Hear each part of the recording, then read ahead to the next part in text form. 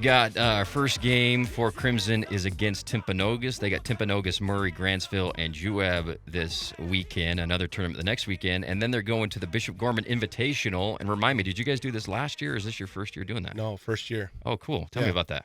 Yeah, so Matt Stoner and Brian Freitas reached out in the fall and asked if we would be interested in coming to their tournament, and it was a no-brainer for us. Yeah. Sent a message to the coaching staff and said, hey, we got the invite.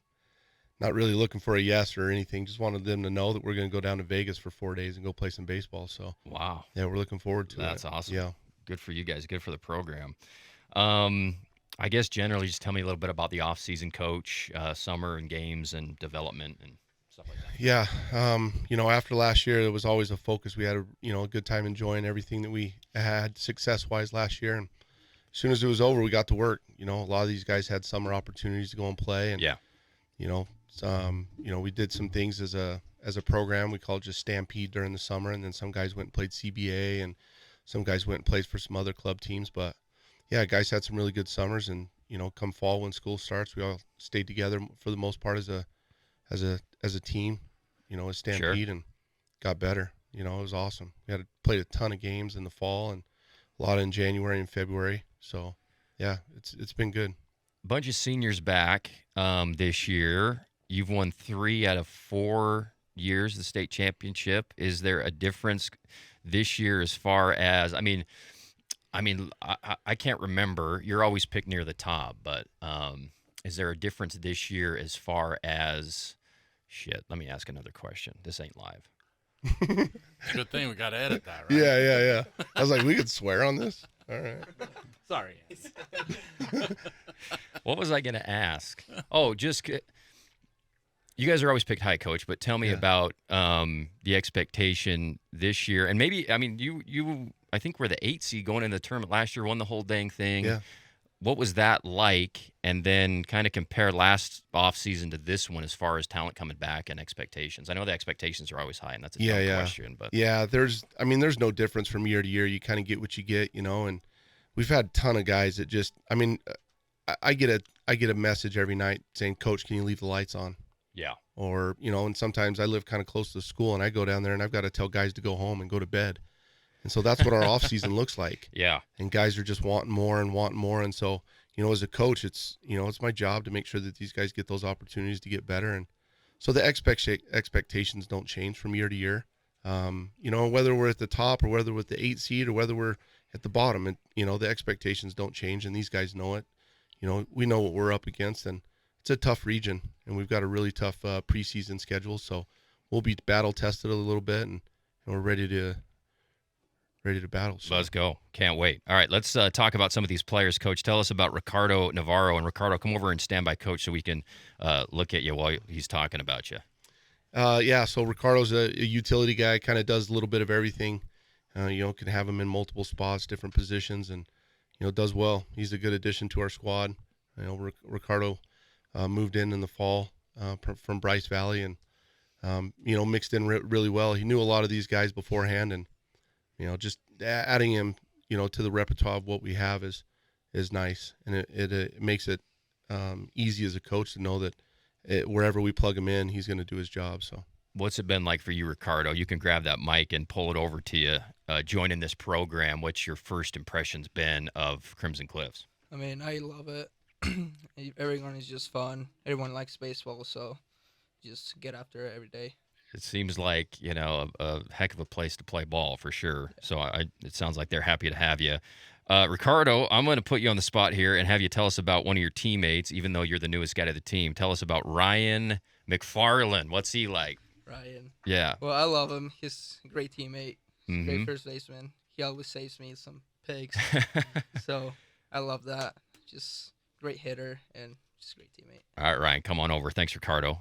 Coach, tell us about Ryan as he makes his way over to the microphone here. Yeah, Ricardo said it. He's he's a staple at first base, does his job. In my opinion, one of the best first basemen that we've had in a long time. Just to have him, over there, making sure he's taking care of these infielders. At the plate, having a left-handed bat and a left-handed, arm in the rotation, or out of the bullpen, makes it again easier as a coach. And Ryan's thrown it really well, picked it really well, swung it really well. So, and Ricardo's right. He's a good teammate, works hard. We've got a weight training class with a bunch of us baseball guys, and he seems to be, the guy that kind of leads those things and sets the tone for that weight room. And so, that's something that I really appreciate about Ryan, is that he kind of sets the tone. He's got a good attitude, great teammate. So it's just he's kind of even keel. You don't know, if Ryan's upset or not, or if he's happy or not. But sometimes as a baseball player, because of the ups and downs and the ebbs and flows, it makes him good. So All right. Very good. Ryan, take the mic, buddy. Hey, first basemen don't get the credit they deserve for how hard that position is, right? We always have to talk about the shortstops or the third baseman or whatever. Tell me about first base and why it is such a tough position to play. I mean, I love playing it. I feel Yeah. like you're always in the action, Yeah. always getting the ball, and then like picking the ball always Yes. can help your teammates out, Yeah. come up. Yeah. Tell me about at the plate, when things are cooking for you, what is your approach? What are you seeing when you get in that zone where you're hitting really well? I mean, I've just noticed hunt first pitch, better to swing with no strikes than 2 strikes. Yes. Hit the ball early, Cool. works pretty well. Love that. Keith? I love the aggressive style that you go to the plate with. I'm going to ask you a different kind of question. Who has the coolest walk-up song? Ooh. What's your walk-up song? My walk-up song is "Who You Foolin' by Gunna." What the crap is that? All right. Who's got a better one than you? Probably no one, honestly. All right. So we're going with Young Gunna or whatever. All right, Ryan. Thank you. Great job. Looking forward to watching you over at first base. Let's bring over Race Bennett. Coach, tell us about Race. Again, great teammate, even kill. Sometimes I gotta fish some things out of Race. Like I want to see some emotions out of Race, but Race doesn't play that way. Like Yeah. Race just plays like how Race plays, and we've kind of come to a conclusion that when he gets out there, he's gonna get the job done. He'll show some emotion. Like the other day, we were doing a scrimmage, and he threw 2 guys out on a cut. Now I think that was the first time I've seen him Wow. fist pump in 3 years. And so, anyway, I love Race. And he's a great teammate. Again, just does his job and knows what's expected of him. So How many of these guys were you aware? Like, this is your 7th year, I believe. How many of these guys are you aware of when they're, 5-7 years ago, even known about them as youth players, I guess, in the Crimson farm system? yeah, so we always do some stuff during the summer. I've always kind of got a pulse on like our 6th graders, our 7th graders, Yeah. and 8th graders before they come up, just to get them out on the field, get them acclimated with how Crimson runs things, being a part of the culture. So I actually knew most of these guys. Madden moved in, but I knew about Josh, knew about Ryan. All these guys I think they all played on the same club team or close to, growing up since they were like, I don't know, 8. They played on the Roadrunners. Yeah. A couple other guys played Yeah. on some other teams, but yeah, I knew these guys when they were, I think, in 7th grade. Amazing. So, yeah. Amazing. Now they're all here in the show. Let's go to Race. How's it going, Race? It's pretty good. Good. Good to have you here. Tell us about those 2 throwouts you had in the scrimmage. What happened on those? I mean, it's just like a couple balls in the gap, and center fielder got a good throw to me at shortstop and a double cut to home. Just got it and threw it. Got him out. And who was at home?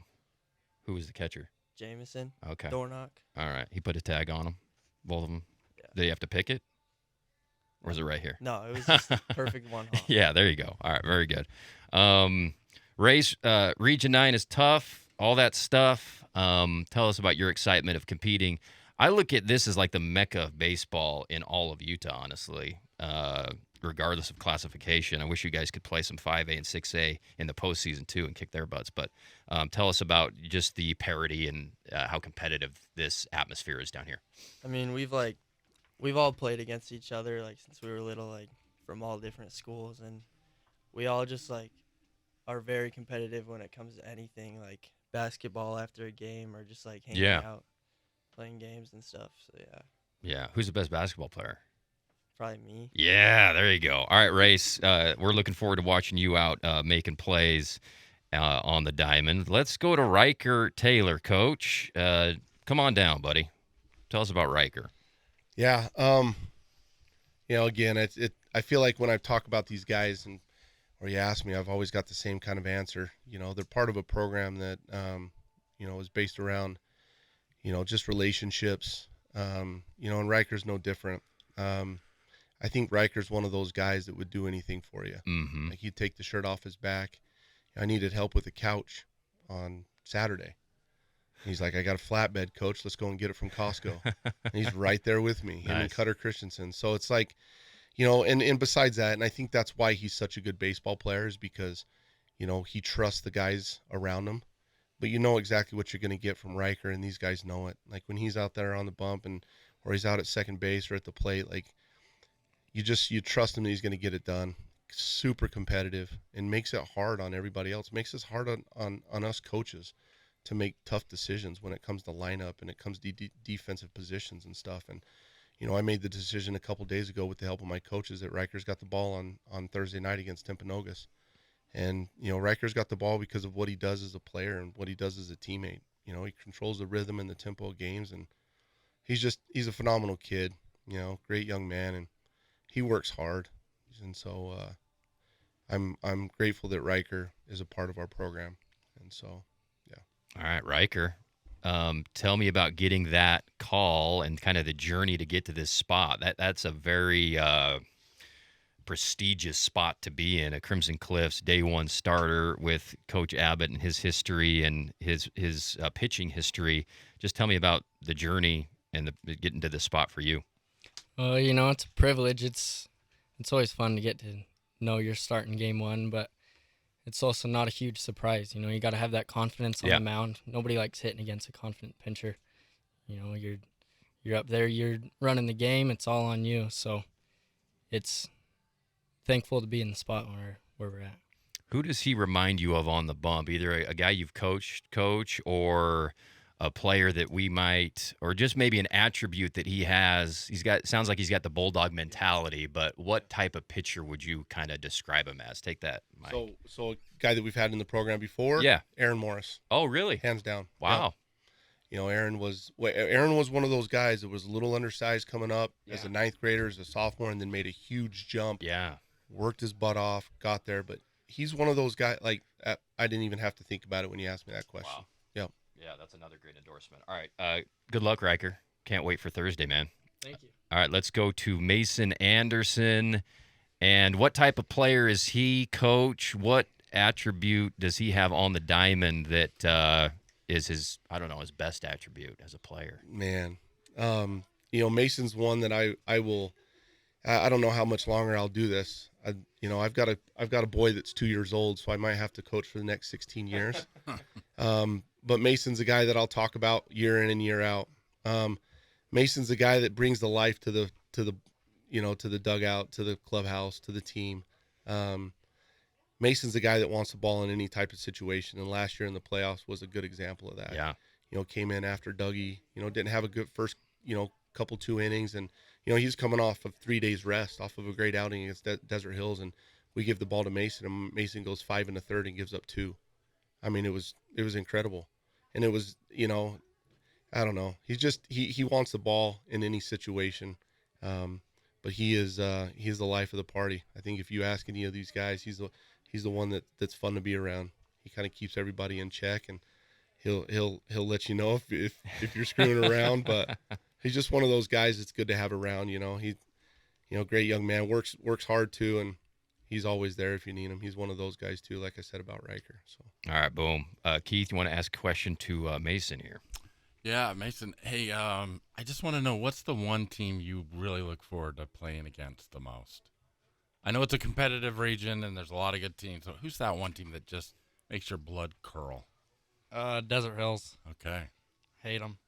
Hate them with a passion. There is something about that rivalry, huh? Yeah. It seems like that is across sports, and it's obviously because of the crossover and stuff like that. But they've been good. You guys have been good. That's always a great matchup that we look forward to as well. All right, that's Mason Anderson, everybody. Good luck this year, Mason. Coach, tell us about Madden Nielsen. Here we go. Come on over, Madden. What does he do well on the? Give me as a player. What is his? Is he what type of hitter is he? What type of arm does he have? well, he's a really good batting practice hitter. Tommy's a pitcher. He hasn't had an at bat for a couple years. Okay. But what we get out of Tommy is competitiveness. I mean, there's times where Tommy gets up there and it's hard to hit him just because of his arm slot and how his mechanics are. But he's committed to go pitch at College of Southern Idaho, and there was a reason why they picked him up. I think it was before his junior year. Yeah, Or in the- kind of in the junior next summer. It was in the summertime. So in the fall, right after his junior year, he committed to CSI, and they saw something that we see in him too. Like he has the ability to go out there and pick offenses apart. Yeah. Repertoire of pitches, upper 80s fastball, movement, all those types of things. So, Tommy brings something to our staff that's kind of irreplaceable. The competitiveness and the ability to go and get outs. And I think in any situation, Tommy has had a really good January and February where he came out and had some opportunities to start some games and threw really well. But he's a guy that can come out of the bullpen. He's a guy that we would trust to come in, to get an out if we needed to. So, And if he keeps hitting well in batting practice, maybe a pinch hitting opportunity. every once in a while. That's a stretch. But I did say if we had this rule when I was playing in pro ball that if we went and we threw a shutout, we got pitcher's BP the next day. Nice. So I can maybe hold on to that for our POs. I think that they would like that a lot. So. All right, that's great. All right, Tommy, take the mic, buddy. Congrats on your commitment to CSI. That's great. Thank you. And what's your excitement about this season with the Mustangs trying to win region, win another state title? It all starts this Thursday against Timpanogos, Murray, Grantsville, Juab this weekend, man. I mean, we have a really competitive group of boys this year. I'm really confident. Like, we have, really strong positions in every aspect of our game. We have good hitters, good pitchers, and fielders. So, I think we'll put together a really competitive team against this region. And, I think we have what it takes to go the whole way. You guys slugged 470 as a team last year. You had 84 stolen bases. Do you think the power numbers will, just kind of as a insider here, do you think your power numbers will go up a little bit? Do you think you'll manufacture more runs, or what the difference between last year's state championship winning team and this year's crew offensively? Personally, I think we're going to be better than we were last year. We've had a lot of boys that have stepped up after just that season. We had a lot of juniors playing last season too. Yeah. We didn't have very many seniors, it felt like. Yeah.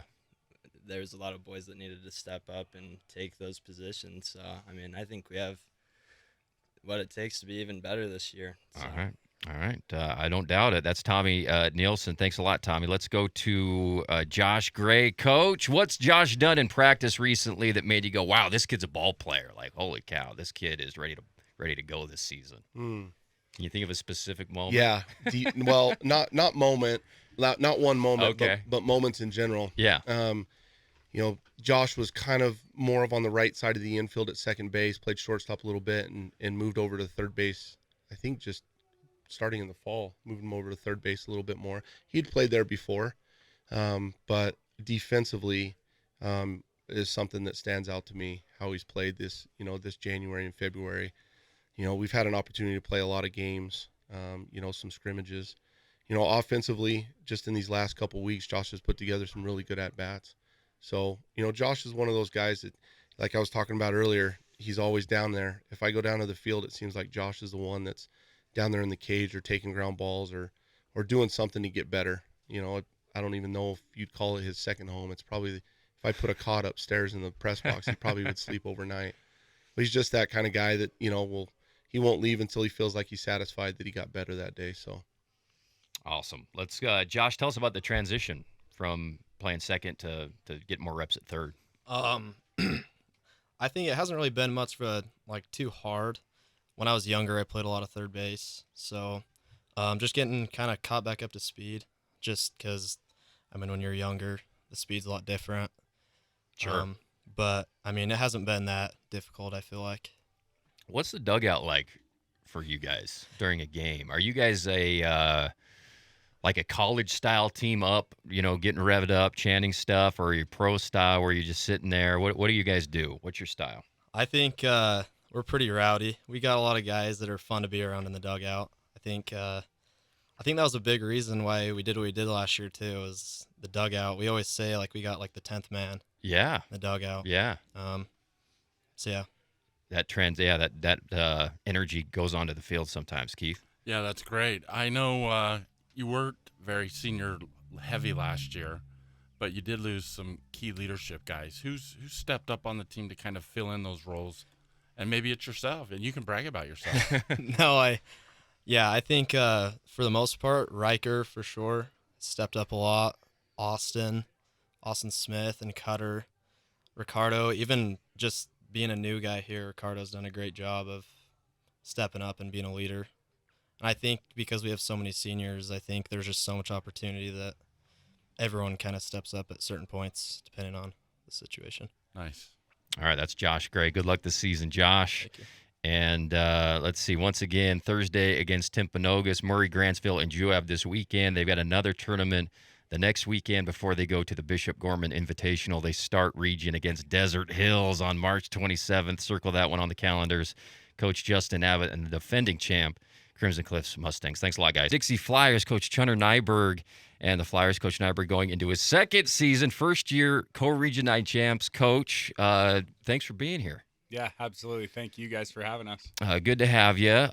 Before we introduce the players, we got 6 Flyers here. Tell us a little bit about the offseason, the summer, all that stuff heading into this year, Coach. Yeah, absolutely. I mean, you get done with season and it's just back to work. You know, we're fortunate enough that our kids, they love to put in the work. They love to prepare. And, you know, I said a week ago with Devin Dixon, you know, I don't think I've ever been this excited about a team. And this will be my 12th year in total coaching, second year as the head coach. But, you know, that last group last year, I just wish I had them a little bit longer because we have a weight program. We have, you know, our throwing, we lift 4 days a week outside, and kids play plenty of baseball. So I feel like this year we're very prepared and just ready to get going. I'm excited to have you tell us about some of these players. A lot of returning talent this year, Coach. I mean, a bunch of sophomores contributed last year. A bunch of juniors are expected to be the big guns again this year for the Flyers. Tell us about the returning talent you've got. Yeah, for sure. I mean, our biggest class with numbers and returners is that sophomore class last year, which are juniors this year. We're a stacked program, you know, as far as arms on the bump, positions, hitting 1 through 9 can smack it in the gap at any moment. Where it's a good complete ball club. You know, last year it seemed our pitching was a little bit, as far as winning the state tournament, and that's the ultimate goal. You know, as Louis Franco said last week, the dog pile, that's the goal. Yeah. And I feel like last year, where if there was a weakness, it was we didn't have enough numbers. Arms wise on the bump, but that's definitely something that we're not worried about this year. Oh, good. Okay, that's great. Let's pull over. Let's start with Carson Hunt. Hit 478 last year, 16 doubles, 4 home runs. Tell us a little bit about the big fella here, Coach. Carson Hunt, I mean, just gets it done. You know, kid rakes, throws strikes on the mound. You know, just kind of everything you ask for as a coach. You know, and obviously he's got. The work ethic's the thing that gets you the most excited, but the tangible is the size, the talent. You know, being able, when I throw BP, you know, you pepper balls out of the park at every part of the ballpark is a good problem to have. So he's just a stud. All right, Carson, why don't you jump on that mic? Speak right down the barrel there, buddy, and tell us about your off season and what went really well for you last year, and what are you looking to even add on to that this season for the Flyers? I mean, over the off season, I played over the summer and stuff, but during the fall I played golf, so I got bigger and stronger during that time, like got my body feeling right. And then last year was successful for me, was like just not getting behind in counts that much. Just being aggressive early. Just being aggressive early. Going after those behind is fastballs. just deadly. Yeah, absolutely. I love that approach, Keith. Yeah, Carson, it was great to watch you play last year. And as a sophomore, you don't have a lot of pressure. You're an underclassman. This year, there's going to be a little more leadership responsibilities, I'm sure, with coach. And, you know, do you feel that pressure coming into your junior year, or is it something that you just naturally work through? Or tell me your thoughts about maybe having a little bit bigger role that way for the team. I mean, at the beginning I did, but I mean, I think we all have a little role on this team, like leadership wise. Like everyone contributes in their own way towards like our leadership and everything like that. Awesome. Cool. It's Carson Hunt, one of the best hitters coming back in region this year. And now I'm going to have you talk about Weston Gilmore. Carson, you got to stay. Tell me about your teammate Weston Gilmore. What's he like as a teammate, et cetera? Practice in the dugout. Tell me about your teammate. I mean, he's a good teammate. Like, he wants everyone to succeed. He wants to go win. And the kid's one of the best center fielders I've ever played with and seen. Yeah. Like, it's so nice having him out there in center field. He covers everything. All right, Weston, come on over. Before Weston talks coach, tell us about Weston yourself. Weston, some of the things that come to my mind is chippy, plays the game the right way. I think of Weston.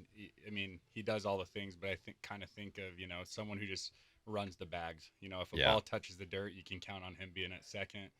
If a ball even sniffs the dirt, you can count him on third, which is a huge bonus to help score runs. Similar to what I said about Carson, like Weston is a little bit opposite, although he does have the raw power just like Carson. He's a speed demon, chippy. If someone's going to say something from the other dugout, you're just awakening a monster. So kind of lives for the moment, lives for the pressure, and, he answers the call every time he gets it. So awesome. Let's go to Weston. Weston, tell me about that fire that you play with that I assume transfers to your teammates and gets them fired up too. Tell us about that, the role you have on the team. I just like bringing the energy, seeing like everyone light up. When you do like a cool play or just anything happens on the field, you just got to bring it up and then momentum. Yeah. So it just brings it.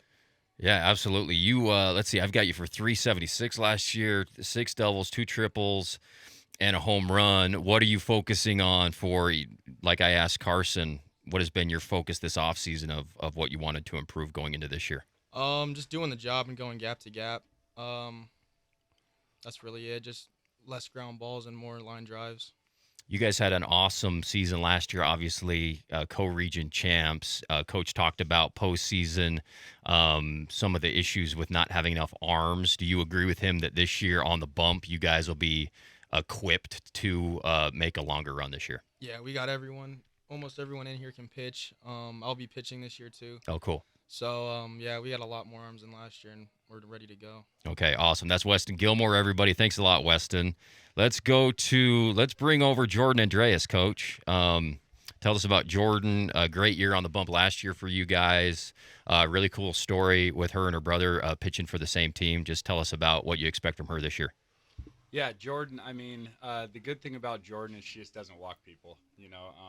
She might not throw it 95, but her fastball to back up all the junk that she literally throws for a strike every pitch, it does look 95 at a lot of times. And it's funny, I shared this last time when I was talking to Devin Dixon, but, some of the best teams in the offseason, we gave Jordan the ball and she just shoved, dominated, and they're like, man, that was a good game for her. Like, we couldn't hit her. And I'm like, oh, she does that every time she gets the ball, it's not just a one-off thing, and to throw the innings that she threw last year as a sophomore and the numbers she put up, obviously she's going to be a huge part of this staff, and we're super fortunate to have her part of our staff because I'd hate to be trying to hit against her. Yeah, absolutely.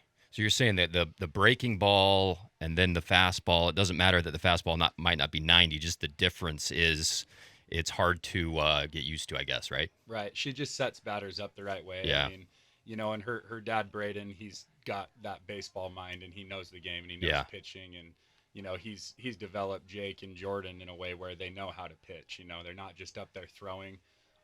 Before we even call some pitches, she knows what she's throwing, to keep them off balance, to either get the strikeout or to keep, get the first pitch swing.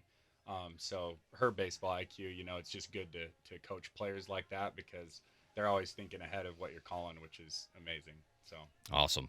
Jordan, we'll talk to you now. Where do you think the Flyers will be even better this year? I've kind of asked a similar question to everybody else. Obviously, it sounds like the pitching and the depth of the pitching staff might be one of the biggest ones. But what's your opinion on this year's team improving on last year?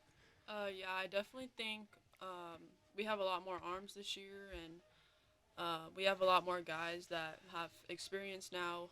And I think most importantly, as a whole, we're even more close than we've ever been this year. So I think just relying on one another and being good teammates, like that's the most important thing. And just us together, we want to get the job done and win that state championship. All right, awesome. That's Jordan Andreas. Jordan, I'm going to have you tell me about your teammate, Johnny McGuire. What's he like? Give it to us. What's he like behind the scenes? Johnny McGuire, I think there's no better term to describe Johnny than he's just a dog. Like, Johnny will hit a ball off the wall, and then next half he'll come on the mound and throw 90. And it's pretty hard to find a player like that, double threat. And I think he's definitely one of the more underrated players in our region this year, and I'm excited for everyone to see the type of talent he has this year. All right, Johnny, come to the mic, buddy. Come on down. Johnny hit 444 according to My Stats Unlimited at bats last year, Coach, and it sounds like he's going to have a bigger role this year for Dixie. Yeah, Johnny McGuire. I'm going to have to talk to Jordan afterwards. I'm trying to keep him a secret, you know. It's a tough secret to keep, though. Yeah. I mean, Jordan nailed it on the head. The kid can just flat out play baseball, you know. Loves the game. First one to show up, last one to leave, you know. Does everything you ask him. And again, I won't say too much, but I think he's going to shock a lot of people. A lot of the colleges around the state are already noticing, and you know, he's one of the 4 or 5 guys on our team that my phone won't stop ringing about. So he's a stud. Awesome. That's great to have coming back on the squad. Keith, you got a question for Johnny? Johnny, what's the one thing that after last year that you really are going to focus on this year? Or have you set personal goals, or is it more team-oriented, or what are your thoughts that way?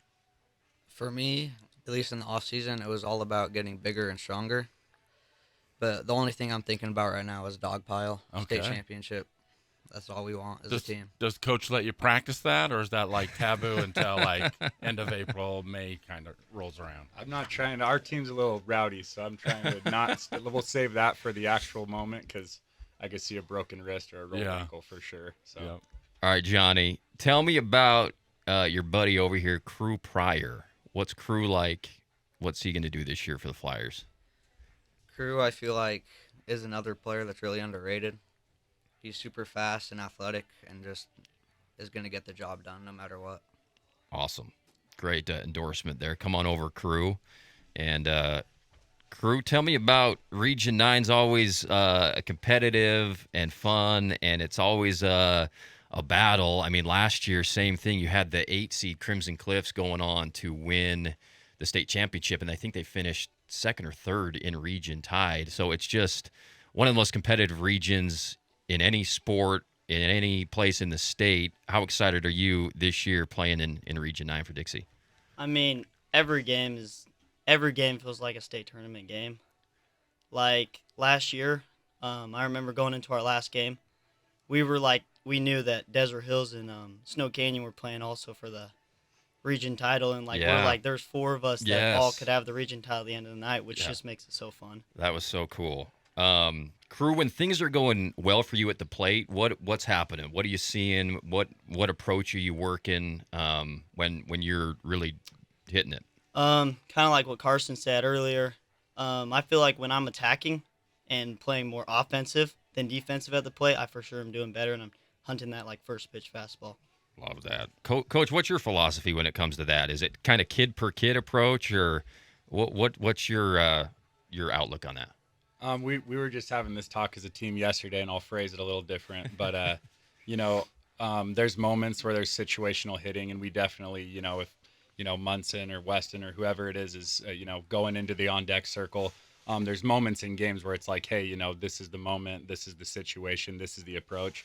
But, I mean, it's pretty standard. For your first 2 strikes, if it's over the white, we're putting a ball in a gap. You're looking for that fastball, you're putting a ball in a gap.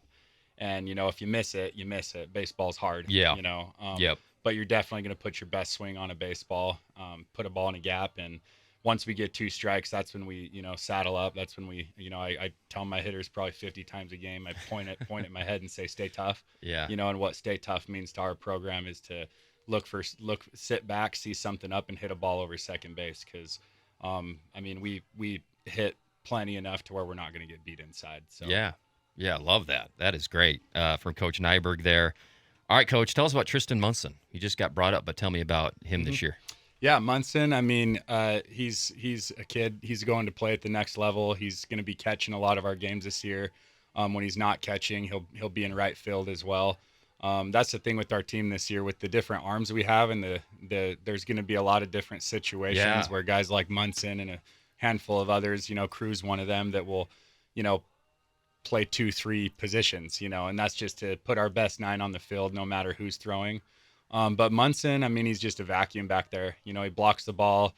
He's got a plus arm, and really starting to come alive with the bat, over the last few weeks. So tremendous upside, but he's doing a great job back there, and he's going to also, be another big part of this team. All right, Tristan, come on over, buddy. We'll finish with you. Man, this team slugged 458 last year as a team, 11 home runs. Tristan, you think those numbers will go up this year a little bit? That's pretty high standard to try to meet as far as the offense. What do you think? Yeah, I feel like this year we got a lot more power. Like everyone's just gotten bigger, stronger compared to last year. Like last year we were just like scrappy, fast, home run here and there. But this year I feel like we got more power than ever. So having kind of the full treatment of a Nyberg offseason of weights and stuff like that, you feel like is going to hopefully increase those power numbers a little bit for the Flyers. Yeah, love for it. sure. Love it. Keith, you got one for Tristan? Tristan, I'm going to ask you a weird question. What's your favorite go-to meal before a game? I would go chicken and give me a baked potato. Okay. Wow. That's good right there. Wade Boggs, you remember that name? I heard that name. He ate the same meal before every game, and he believed it would help him hit better. So that's why I was just curious. There you go. He's a lean, mean hitting machine. That's Tristan Munson, Coach Nyberg, and the Dixie Flyers. They start on Thursday against Maple Mountain. Is that right, Coach? Yes, sir. Thursday, 7:30. Maple Mountain, Box Elder, Mountain View, and Springville this weekend. Their first region game is March 25th against Cedar. Thank you so much, Coach. Good luck this year, and we'll see you out at the ballpark. Got the great Reed Seacrest and the Snow Canyon Warriors. Coach Seacrest going into his 22nd year at the helm of Warrior Baseball. Their first game is against Spanish Fork on Friday, and coming off another season where once again they were in the state championship. Welcome, Coach. How are you? I'm doing great, Andy. Thanks for having us. Thanks for being here. General question I ask all the coaches to begin is just about the off season, what you liked about what you saw, the development of the team and games, off-season games, stuff like that. Yeah, so we got a lot done this summer. A lot of guys played with us, and then they went off and played with Nelly over at CBA. So they got a lot of baseball in, and so I was happy about that. When some of those players go, other kids step up and get to play too together. So a lot of kids, interchangeable and playing together, which is always a good thing. What's the evolution of that been like over your career as far as off-season kids playing in different teams and how you manage that, Coach? Yeah, when I first started, it was kind of like you're going to do what we do, but then I realized how important all these other things are for them to go do and get to Arizona and play a little higher level with good players all around. So it's kind of like, hey, just let them go and do their thing and just know that when they can come back to Snow Canyon, we'd love to have them. So kind of it's good. We know they're playing all the time, so it's not a big deal. And to be able to play for Nelly, that's great. I mean, he's done a great job with our guys, and he works hard for all these guys in our community. So it's good to let him play for him or wherever they go, because there's been other programs too. Some go up to Salt Lake and play with teams out of there also. So as long as they're playing, that's great. You always have a bunch of good players, Coach, but coming into this year, how would you describe the returning players from last season? Well, I think, when we sat here last year at this time, it was we weren't sure where we were going, where we were heading. And that team ended up doing some really good things with a lot of these guys stepping up and doing things for us. So we're a little bit, seasoned now that they did what they did last year. So it's kind of exciting to have them. Obviously, we're missing some key players from last year's team, but these guys stepped up and were key and got us to that state tournament as well. And so now to have them in this situation going into this season, we're excited where we're at. I feel like we're ahead of where we were last year at this time. Let's see. Before I get to, I'm going to have Braden McGavero come over and stand by you, Coach. But before we get to Braden, remind me what the pitching staff is going to look like this year. You don't have to go into the players necessarily or the rotation, but just the experience there. Is that kind of the same pitching-wise that you just described, having more seasoned guys on the team? Yeah, for sure. I think we're pretty deep. We were deep last year, but we weren't sure where we were at. So this year we kind of have a good idea where we're at. But obviously losing Andrew Lyon and Dewey Gibb doesn't help. Yeah. But Zach Beck was huge for us last year, and now he's the guy, and he'll step up and he'll be a leader on the mound and in the dugout. And then Trey Vaughn, who's got some innings, Kel Esplin and Trent Chris obviously threw real well last year in the playoffs. We're expecting a lot out of him. Yeah, I remember that name. Those are probably our 4 starters right now with Diesel and Bridger and Braden right here. We don't let Logan throw. He throws too hard, so he might hurt himself if he pitches. So he's up to like 97, 98, and we don't want to get him hurt, so we won't throw him. But, yeah, it's deep and it just keeps coming. I mean, sophomore, you look down, sophomore, freshman, we got some really good talented players. So those kids might step up. We got a kid from Parowan that's a sophomore, and he's up to 89, Cash Sisner. So he's going to get some time on the mound varsity, and we'll see where it takes him. But I think we've got a good group of kids. PJ Hancock is another one.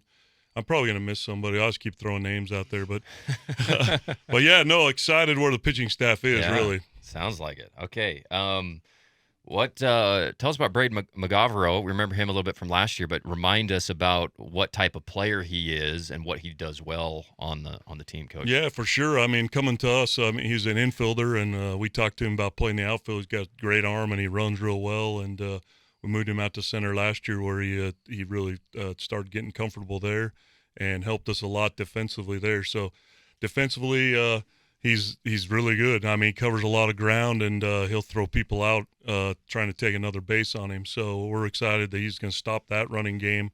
And then at the plate, just a grinder, just a kid that just he refuses to get out. He's going to get the ball in play, and then he's going to use his speed on the base pass. So even if he hits one soft, he's got a chance. We just got to make sure he keeps it on the ground, because that's going to be his thing. But line drives, ground balls, line drives is where he's at.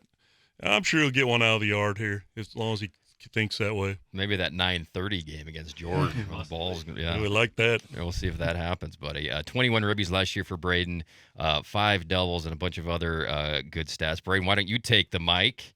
And what makes from your perspective, what makes a good center fielder? I'd say the most important thing is probably speed, and then secondly, having an arm. I feel like if you have enough speed, you could get to any ball in the gap. Like, you could cut a ball from being a double if you cover that gap. You could hold them to a single. Yeah. Also, having a good arm is a key part. You got some deep throws that you got to throw, some awkward throws. So speed and an arm. That's all I've got to say, really much. What's the secret when the son of a gun hits it right at you on a line drive? How do you know? Sometimes it's hard to. What's your secret to tracking those ones down? I really don't know how to answer. It's just kind of like natural. Like, it's just like in the moment. Natural like, I just kind of know where it's going. Yeah. Very good. Braden McGavero, key contributor back on this year's team. Braden, I'm going to have you tell me about one of your teammates before we excuse you, and then we'll go with Diesel Lee. Just tell me about something maybe you admire about him as a baseball player that he does well, or what he's like in the dugout, that type of thing. Yeah. Diesel, I think he's really good at getting the team pumped up. Makes a good play, hits a bomb. He just has a lot of energy to him, and I think it gets the team going. And I think that's very important for a baseball team to be up and have good energy, and I think he brings that to this team. What do you watch when it comes to baseball? Do you watch college baseball? Do you watch pro baseball? Do you watch YouTube clips of these guys testing out bats? Like, what baseball are you watching these days? I'm a big college guy. I feel like the college guys still have a goal to get to the MLB, so I think they play the game hard and the right way. So, I mean, not saying that the guys in the league don't play good enough. Yeah, but it's a different feel. It's a different feel, and I like the energy in college. It's more up, and it's just, I don't know. There's something about college baseball that you can't beat. I love college baseball as well. All right, that's Braden McGavero. Thank you, Braden. Thank you. Let's bring over Diesel. Diesel, 333 last year, 3 doubles, a triple, and a dinger. Diesel, tell me about that triple. What happened? Dude, I got on my horse and I just keep going, man. I'm not the fastest guy ever, but hey, I got to get around the bases somehow. So, Yeah, yes, man. sir. Did you hit it to right center, or what happened? It was down right field line, yes, sir. Okay. Yes, sir. Very good. I like the yes, sir. Is he trained, or did he come to you like that, coach, or did you train that? Or He came to me like that, so we're glad that he's here. Very coachable. Love the yes sir too. Although I don't expect that, but he gives it to me all the time. Okay, and give me some more color on Diesel as a player. What do you what does he bring to the team that helps you guys win? Yeah, just a hard nosed kid from Texas, so you got to love that. And we kind of threw him in there last year at third base, and he did a good job for us. The thing that we love about Diesel is he's a great teammate. He's here to win. And however that gets done, him and I talked a little bit because there were a couple games that I sat him out and things, and he understood that, and his positive attitude and in the dugout was awesome, and it's just going to lead to an awesome senior year this year for sure. All right, awesome. Diesel, step right up. We'll have Keith ask you a question. Diesel, I love your first name, and you got some size to you, and when you come to that plate, I know you just hover around the top of it, and so that impression that you give to the pitcher is I'm here to take you deep, right? Yes, sir. Well, when they introduce your name, what is your walk-up song? What gets you going and get you dialed in? I think it is "Pour Some Sugar on Me" by Def Leppard this year. So Right. yes, sir, that's my walk-up this year.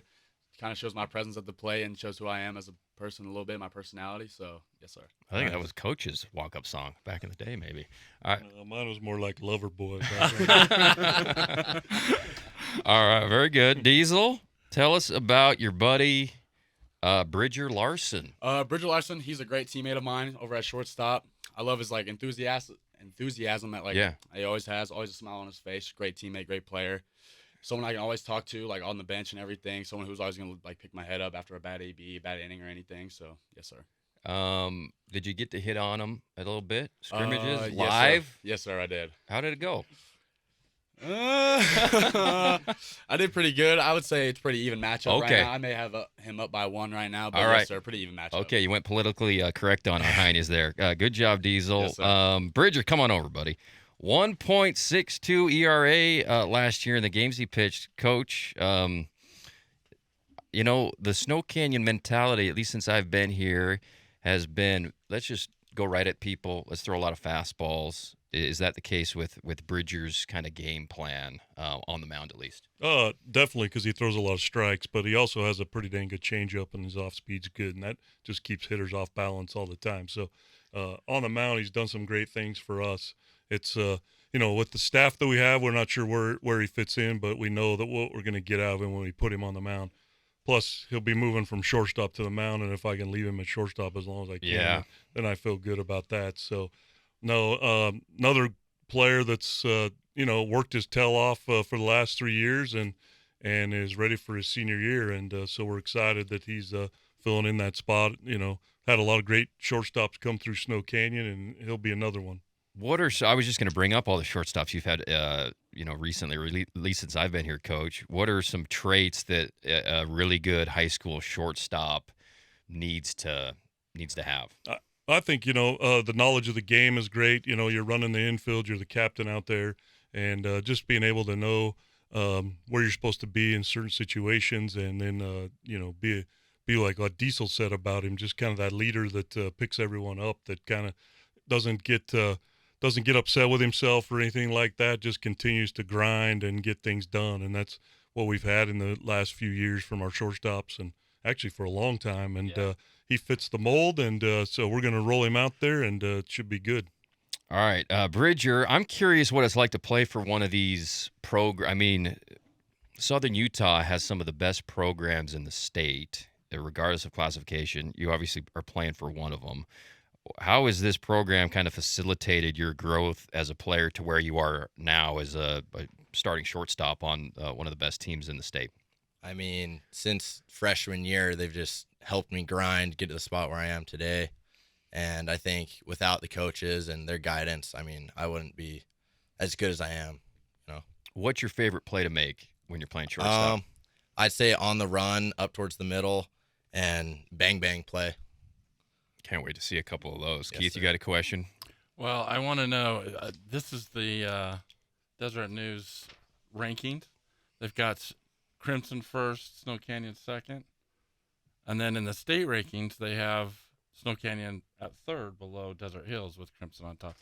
What are your feelings about it? Who's the team that you just really want to kill every time you play them?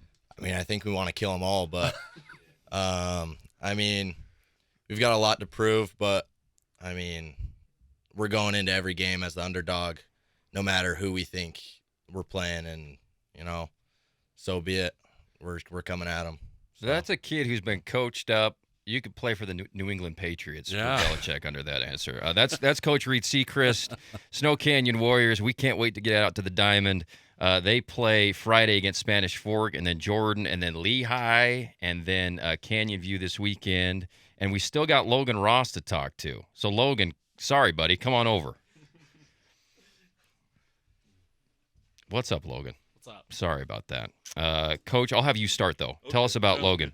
Yeah, love this kid, man. I mean, he's just been a little grinder since he's little. I've known him for a long time, and I was excited for him to come show up in 9th grade, and he's just grown and gotten better. And actually was one of our dudes last year to start the season, but got hurt early and just had a back issue that he couldn't get rid of. And so we're glad to see him have a full year in the summer and do some really good things. He's signed with the College of Southern Idaho to play there, and that's awesome. And we're excited to have him. And actually, this year we're going to start him at second base. So we're excited that what he brings to the table. Leadoff hitter, getting on base, doing those things with a bat. And, yeah, we won't pitch him. All right, Logan, come on over, man. Tell me about your cannon for an arm that's just too electric to have you on the mound, man. I wish it was that, but no. Just too many injuries with it. Can't keep it healthy. What's it like? I think the shortstop and second baseman have to have a little chemistry when it comes to turning two and stuff like that. What's that like with Bridger so far? Bridger's my guy. We've turned plenty of double plays already. Got the chemistry built already. Been teammates for 4 years. Yeah. Should be fun this year. Turn a bunch. All right. Excellent. Looking forward to that. And tell me about your approach as the leadoff guy. Nowadays, the leadoff guy is usually like the best hitter on the team when it comes to all the stats. But what's your kind of approach, I guess, to set the table? Yeah, I think our lineup's solid through 9. We could have any guys up there, but I'm just trying to get as many pitches as I can out of the pitcher. Work a good AB, hit a ball the other way, get on.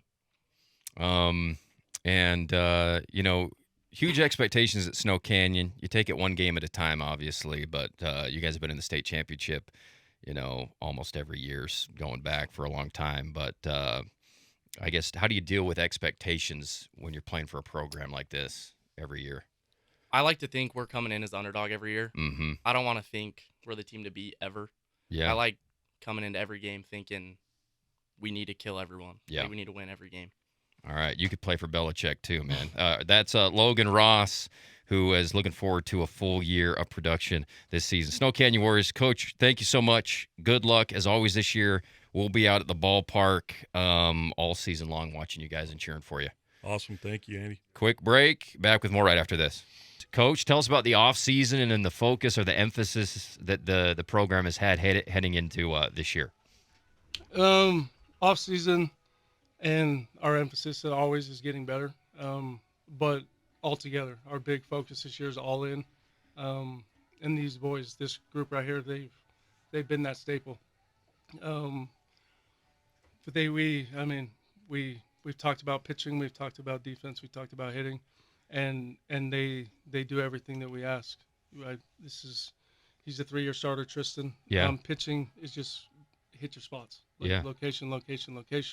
He'll tell you that when he talks. And our hitters just be aggressive, like especially in preseason region, like we're playing teams that pound the zone, that have good pitching, and we just be ready to hit. And 1 through 9, like we've shown we're ready to hit. So it's exciting. Yeah. Cannot wait for this season to get going. Let's bring Tristan over here, and let's talk more specifically about him, Coach. And I'll have you talk about him as a player and what he has brought to this program and what your expectations are for him this year, Coach. I expect him to go out and compete every single outing, which he's shown that he can do. Tristan, as a player, as a freshman, he came into the program, and he was the first one there, the last one to leave. He enjoys baseball. And sophomore year, same thing. He started his sophomore year. at the varsity level and pitched really, really well. And then his junior year fell out of the love for the game and found it again this year. I always cry when you bring me on, but he today's an emotional day for me and my family. But this kid, he found the love, he found the passion again, and he's committed. He makes our pitchers and bullpens better. He makes our hitters better because every day he just wants to compete. He wants to throw live at bats. He doesn't want to just throw bullpens. It's, hey coach, I know you have bullpens lined out, but I want to throw live to these 4 hitters because I think I can beat them and I can make them better. And that's what we preach all in. And yeah, he's been that again this year as a senior. So it's awesome to see. Awesome. Tristan, take the mic, buddy, and tell me about the journey that he just kind of described for playing for Pineview. Yeah, freshman year, not too big, just getting into the program. That off season worked really hard. Sophomore year came around, had the day 2 spot, and junior year it was a rough time.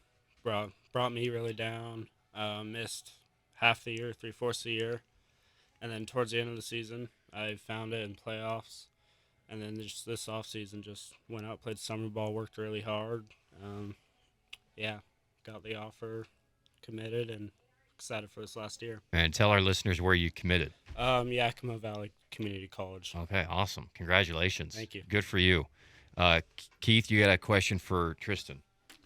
Tristan, baseball's such a mental game, and that's why you can fail 2 out of 3 times and still make $15 million a year, right? So that's why I love baseball, is because you fail more than you succeed. 100%. And it's such a mental game, and to be able to work through that. Are there certain things that you do mentally to kind of make sure you're in a good space, or what are some of the things you do? Yeah, before a start, I go down to the bullpen early, and I sit there and just close my eyes and calm down, make sure we're ready to go. Yeah, just talking to my teammates before the game can calm me down, just make sure you're ready. It's easy because you get those emotions built up, the adrenaline kicks in, and it's, you kind of it's cool. You can hone in and kind of picture what you're trying to do and really focus in. Well, good luck to you this year. Thanks That's great. so much. Congratulations. Tristan, I'm going to have you tell us about our next guy here, and let's do Hila Manutai. All right. Hila transferred from Crimson last year. Kid, he wants to work hard. He plays football. He knows how to work. He wants to win, especially. Like, he'll get mad if something doesn't go the right way. But him in the box has been big for us. He's a gap-to-gap hitter, and he knows that, and a lot of power behind it. Pitching, he had an injury. He's back. It's good to have him back. He's pounding the zone. He's throwing good right now. All right, excellent. Thanks, Tristan. Come on over, Hila. We'll have Coach talk about you as well. I guess, tell me about this team, how you think you're going to score most of your runs. Is it going to be kind of the gap-to-gap, slugging percentage, power numbers, or manufacture? I guess it's always a combination of both, but what do you think, Coach? I mean, this year we're fast. We do have power, but we preach gap-to-gap. Gap-to-gap is what we've seen gets the job done and produces the most runs. And, Hillman's done that all fall when he could be there when football wasn't happening. And once football was over, all winter long, like, the kid's been an RBI machine because he's okay hitting the right center gap or come inside and he'll pull it down the line if he has to. But his approach has been see a pitch and hit it hard. And, I mean, his leadership, like, on the field, he brings that football mentality in a good way. Some kids bring it and they're overboard because it is a mental game. Sure. But he brings it in a good way, and he demands, like, excellence from his teammates. There's no walking. There's no freshman picking up the rakes. Like, Hila makes sure that it starts at the top and it goes to the bottom. Yeah, that's impressive. Which is, it's awesome. It's really good. All right, Hila, take the mic there, buddy. Describe an at-bat in the offseason that, where you took it into the right center and ripped a double or whatever. Give us a vivid memory of an at-bat recently. During the fall, my first tournament back from football, we were playing Salem Hills. my first 2 at bats back. First at bat, hit a ball off the right center wall for a triple. Second at bat, hit a ball off the right center wall again for a double. Then my third at bat went down the line, had a single, right side too. And so when you're seeing it well and hitting it well, is right center your power alley? Is that where you like to go the most, or it just depends on where it's pitched? Probably. I mean, I definitely hit the ball really hard that way, but pitches left on the inside I can crush too. I had a home run 2 weeks ago against Davis. Pitcher left the ball in the inner half, pulled it over the fence. Yeah. Well, we can't wait to see you swing it this year. And then these guys are talking about you already as you're new to the program and stuff like that. But tell me about your approach to being a leader with some new guys. Just like, I don't know, a lot of these guys I grew up with before I went to Crimson, even playing baseball with a lot of them, went to elementary school with a lot of them.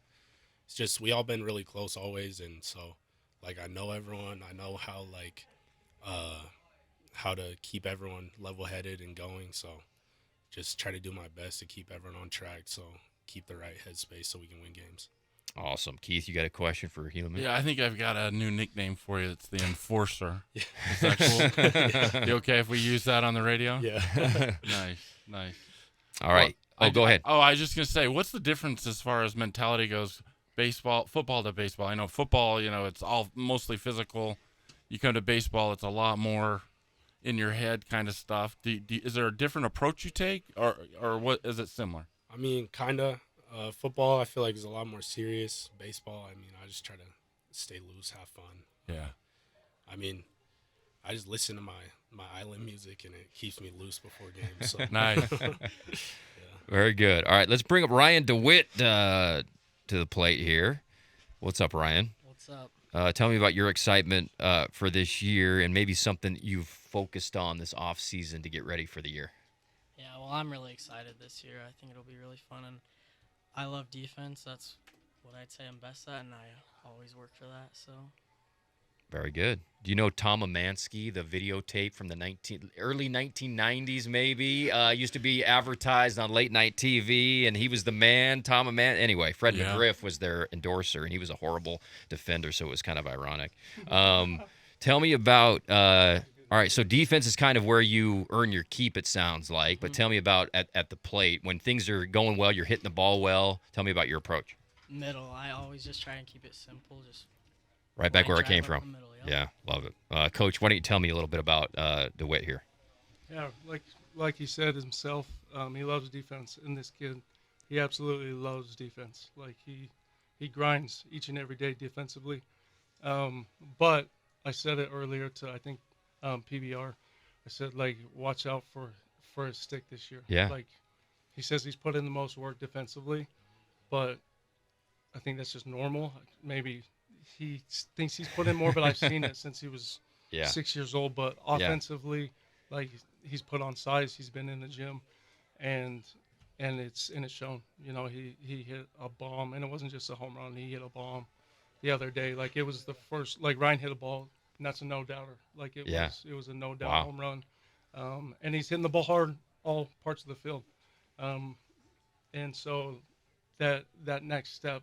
Like I'm really excited for this year for him to be seen not just as a defender because everyone knows him. He's a legit defender, but now as a hitter as well.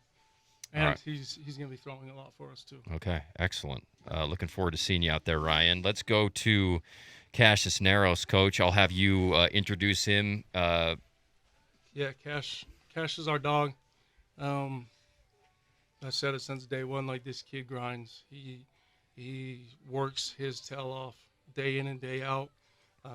He's our catcher, and that was his choice. He was an outfielder his sophomore year, and he saw Kyson leave, and he just took that role right over and he just dogged out. Like honestly, I can't speak highly enough of this person as a human. All these boys, but like he's a dog, man. Like through and through. Like to these boys, to his family, to everybody. This kid is who you want in your circle. For sure.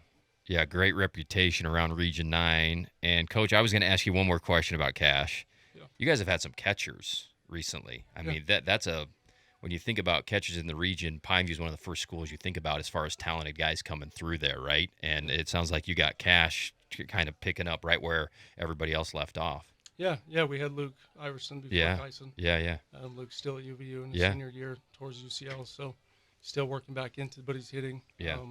Working back his arm. And then Kyson's at Glendale his last year, and then he's going out to a 4-year school in Kansas City. So yeah, I mean, Cash is right there following them. He's committed as well as of last week to Colorado Northwestern. And who knows if they're going to catch him out there or if he's going to play shortstop out there or if he's going to be a center fielder. But the dog mentality is what provided that option for Cash for sure. All right, Cash, come on up, buddy. Tell me about that decision, because that when you got talent, you know, you can play a lot of places. Jumping on that opportunity to play catcher.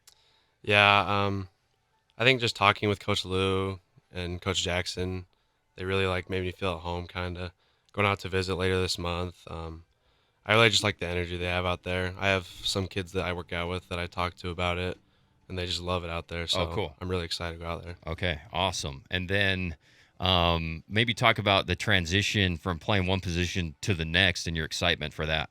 I grew up catching in infield a lot, and then came into the program playing outfield.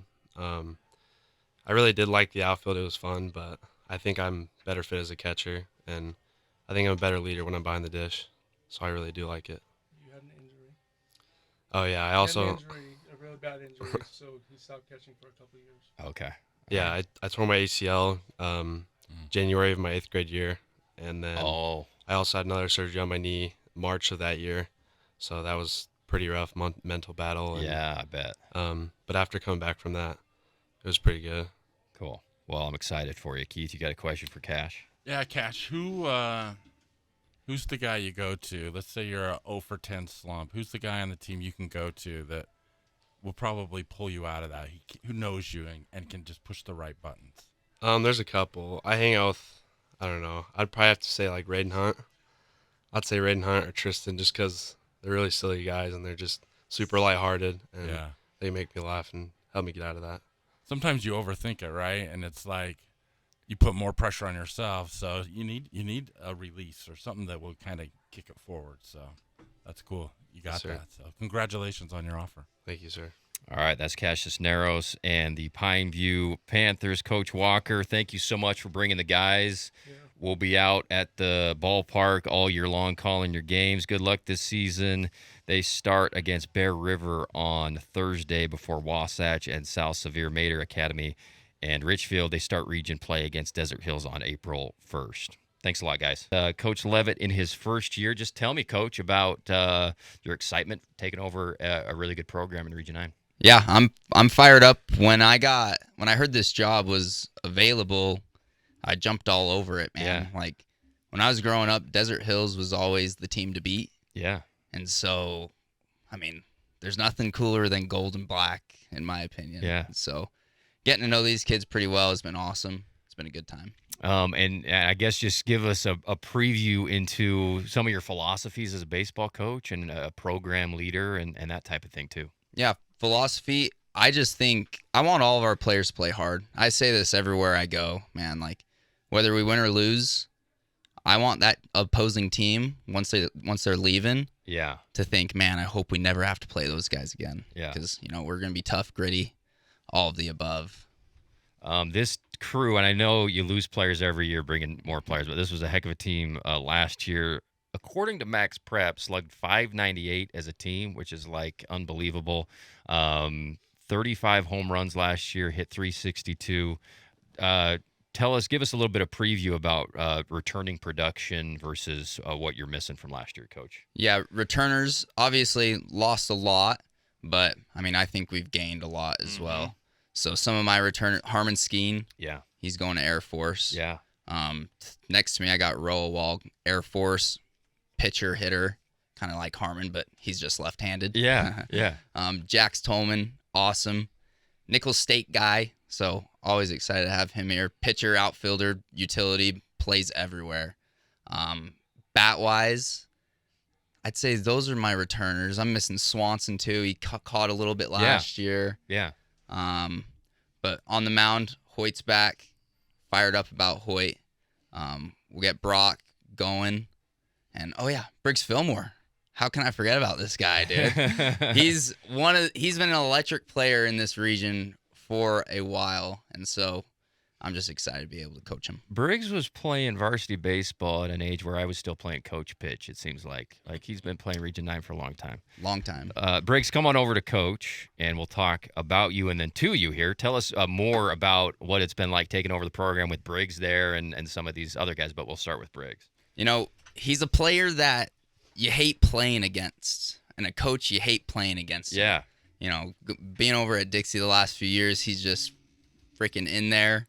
He's a grinder, and he's just a great competitor too. That's a kid we want on the ball field 24/7.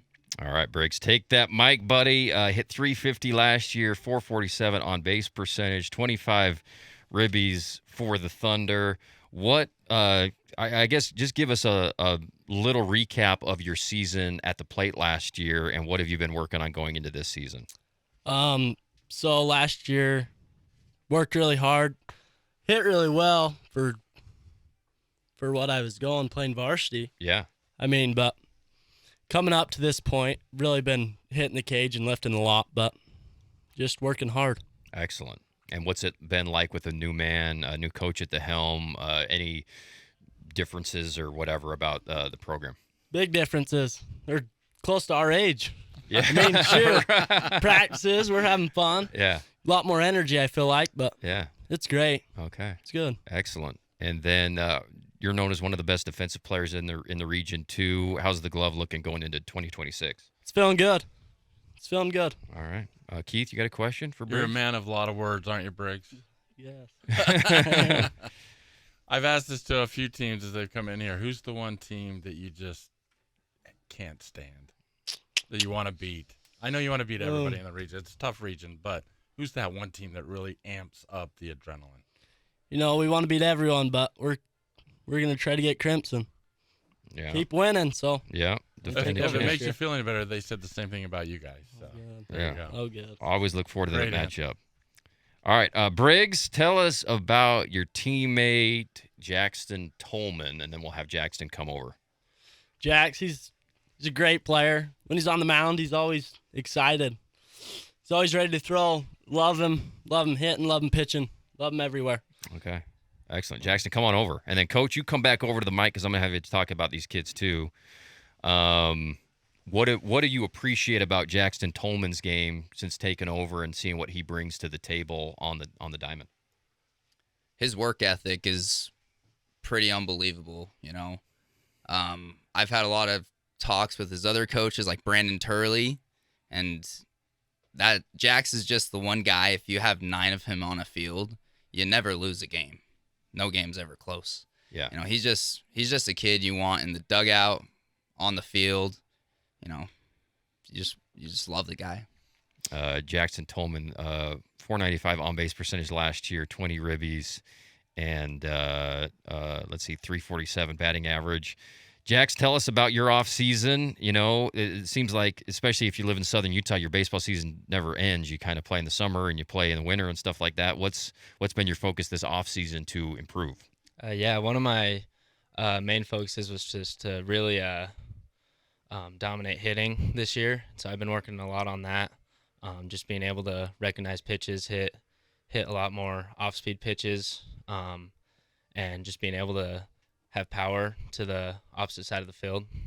What's the program approach like when it comes to a count when you're behind a little bit, 2 strikes or whatever? Obviously, you always want to hit a fastball early, but what is the coaching or whatever when it comes to hitting that off-speed pitch, which is sometimes the most challenging to get? Yeah, I mean, one of the things that I think that has helped me out a lot is just to stay inside and catch the ball later in the zone. I think if you're able to just take any fastball to left, center, left, you'll be able to sit back and be on time for the off-speed pitches. And do you like to be right on the plate, or are you back a little bit? Where's your position normally? I'm pretty close to the plate. They can't come inside on you without you getting the barrel on. All right, that's Jax Tolman. Jax, I'm going to have you tell me about Roa Wall. Yeah. Big fella right over here. Yeah. I mean, Roa, he's awesome. He works as hard as anyone I know, and he's always, I mean, he's ice cold on the mound. Nothing phases him, and he goes right at guys. So we love him. All right, awesome. Thanks, Jackson. Let's bring Roa over. Let's see. Coach talked about you a little bit. We're going to ask Coach again about Roa as a baseball player. Coach, what do you like about his game? Roa's awesome, man. I remember first meeting him, and we were taking ground balls, and I asked my catcher, I'm like, dude, I think Roa's going to kick the crap out of me one of these days. And they go, dude, no, Roa's a big old teddy bear. So he's just a good kid, man. He works hard. Throws awesome for us, hits awesome. So, no, we love Roa a lot. Okay, bring it on, Roa. Let's see. Hit 333 last year. A bunch of great stats, all this stuff. What type of approach do you take at the plate? You jump on the early stuff? You're more patient? Yeah, as a hitter, I try to find that fastball early, like you were saying. Yeah. But, yeah, I'm more of like find any pitch I can hit early in the zone. I like attacking early. And how does the pitching adjust from the non-region teams that you see versus when you get into region play? Is there a stark difference, or is it kind of similar?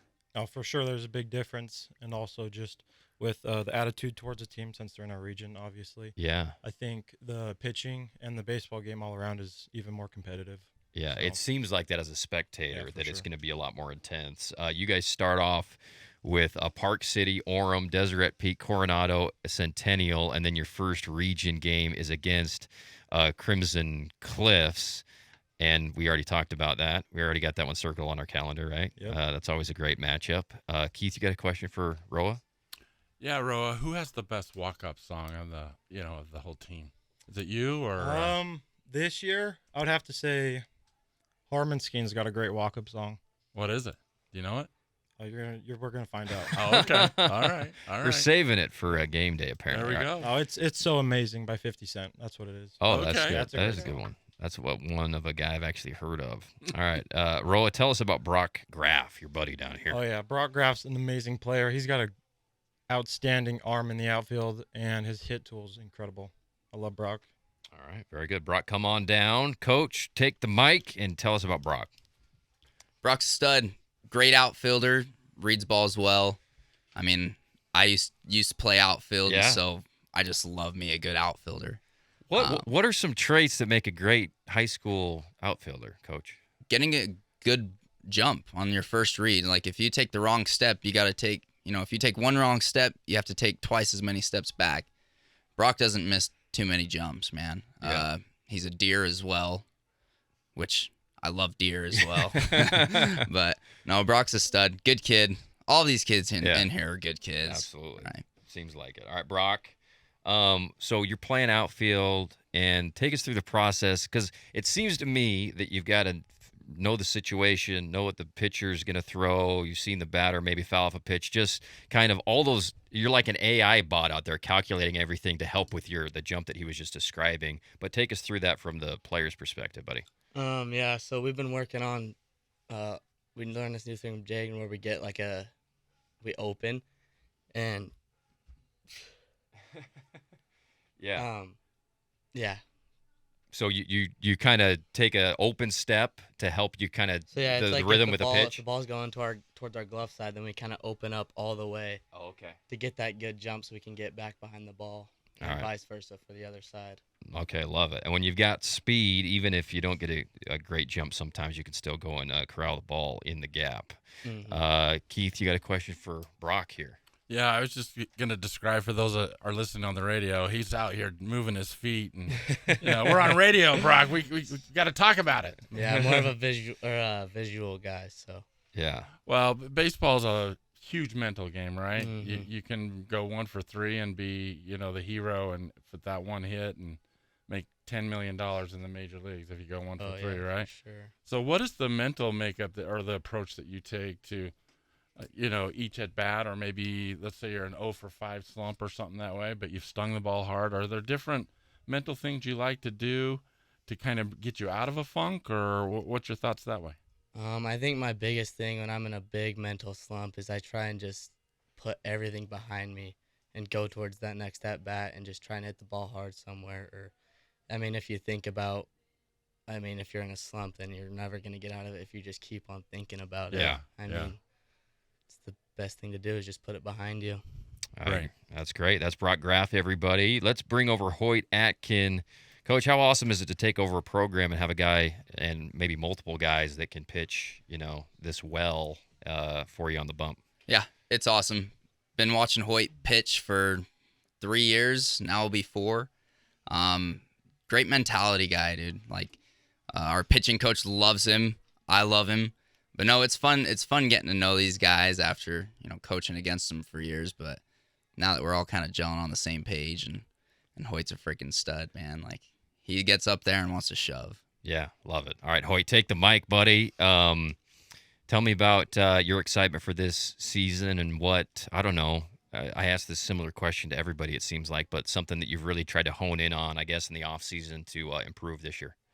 Yeah, I'm fired up for the season. It's going to be a good one. My main thing is velo. Never really had it, and that's really the main thing I've been working on is just throwing gas. Yeah. Yeah. So tell me about having to kind of maybe be more crafty to get outs versus some guys that just get up and throw at 95 or whatever, and how you've been so successful with what your repertoire was, and then obviously trying to add more velo to your pitching. Yeah, it definitely makes it a lot harder. I have to have every pitch on whenever I'm on the mound. Yeah. If I don't have one pitch, it makes it a lot harder to get outs. And that's weird for maybe non-baseball people. Sometimes you go out to them and it's just a bizarre thing where it's like, oh, this isn't whatever snapping like it normally does, right? Where it's just, why isn't this happening like it did 5 days ago? Yeah. Isn't that crazy? Yeah, it's weird. It rarely happens with you, but I'm a Cubs fan, and it happens with half of their rotation, it seems like, week in and week out. You had a question for Hoyt? Hoyt, what's the mental makeup as you? I'm big on mental guy, as you can tell from my questions. But you've you're stepping in, I'm assuming, as like the ace for day one starter for the team.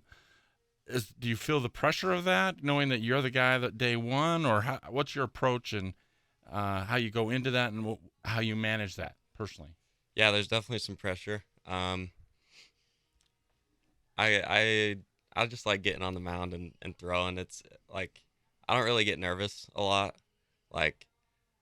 I just get on the mound and throw. Just give me the ball. I want to touch it, feel it, and throw it. Love it. Okay. Yeah, I just want to shove. Ready to shove. I love that. That is Hoyt Atkin. He'll be on the bump for Desert Hills. We'll be calling Desert Hills games all season long right here on ESPN 97.7. Once again, they start with Park City. Is that a Thursday game against the Miners? Then Orem, Deseret Peak, Coronado, and Centennial. Their first region game is March 27th against Crimson Cliffs, and that's Coach Levitt and the Desert Hills Thunder. Thanks so much, guys. Thanks, Coach, for bringing the guys in. Good luck this year, and we'll see you out at the ballpark. Going into his 4th year as the head coach, they went to the Super Regional last year as the 12 seed. They've got Maple Mountain coming up later on this week. Box Elder and Mountain View into the weekend. Their first region matchup will be the Dixie Flyers on March 25th. Thanks so much, Coach. How are you? Good. How are you doing? I'm great. Let's start with the Reds off season. It's the same question I ask all coaches, just kind of guys coming back, returning production, stuff you focused on during the off season heading into 2026. Well, obviously we lost a lot of seniors last year, but with that we have a lot of returning guys this year, and we had a lot of seniors that started for us last year in different positions, and all year long we've just been working hard at trying to get them tuned at their positions, and I've got a couple of baseball players here with me, and they've been working hard all summer long and all fall, and what little winter we could get outside, they've been helping us there too. So it's been a fun time. Absolutely. Before we get to some of the players, Coach, just tell us, I guess, about what you anticipate this team as far as run production? Last year you slugged 451 as a team, which is pretty dang good. Do you anticipate kind of power numbers being about the same, going gap to gap, or manufacturing more with this group? What type of team do you have this season? Well, right now, what they've been showing us, and we've played in quite a few little tournaments around, and I think we're going to see a little bit more power and a little bit more production. They've been hitting the ball really well. We faced a lot of pretty good pitchers, and these guys are eager. They want to go out there and prove themselves to everybody, and so we're getting excited for that. And then as far as the non-baseball, just kind of off the field, what type of personality does this group have, Coach? Well, I tell people all the time, I don't know about you, but do you have a close brother? Yeah.